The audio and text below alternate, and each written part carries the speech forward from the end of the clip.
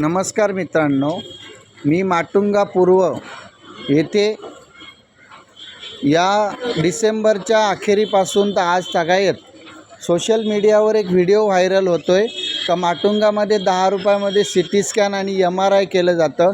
यासाठी खूप लांबून कल्याण, अंबरनाथ, बदलापूर अशा ठिकाणावरून लोक येत आहे आणि त्यांना वाटतं आहे की आपल्याला इथं 10 रुपयामध्ये सिटी स्कॅन आणि MRI करून मिळेल, म्हणून लोक 100-200 रुपये भाडं खर्च करून येत आहे।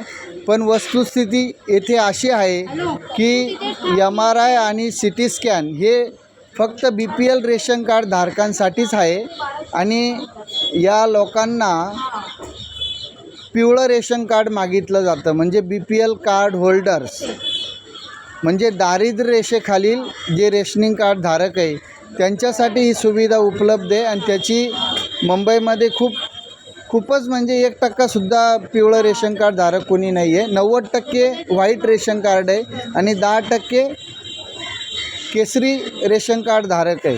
मग अशा लांबून लोक येतात आणि फ्री आहे 10 रुपयामध्ये। मग इथं आल्याच्या नंतर लोकांची फसवणूक होते, म्हणून काही हे ताई आणि दादा बदलापूरवरून आले, या ताई अंधेरीवरून आले आहे, मगाशी एक काका अंबरनाथवरून आले होते। असे भरपूर लोक आहे इथं येतात आणि इथं आल्यानंतर माहिती मिळते का BPL कार्ड होल्डर्स यांच्यासाठी 10 रुपयात सिटी स्कॅन आणि MRI, बाकीच्या लोकांसाठी 2-2.5 हजार रुपये घेतले जातात। म्हणजे यांची या सिटी स्कॅन सेंटरची जाहिरात करण्यासाठी सोशल मीडियाचा वापर झालेला आहे। तरी जागरूक रुग्णांना माझी एक विनंती आहे की त्यांनी इथं येऊन आपली भाड्याचे 100-200 रुपये वाया घालू नये।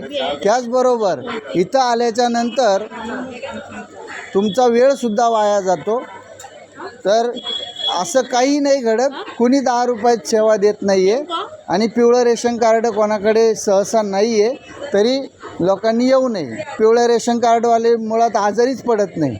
धन्यवाद। जय महाराष्ट्र। गणेश आव्हाड।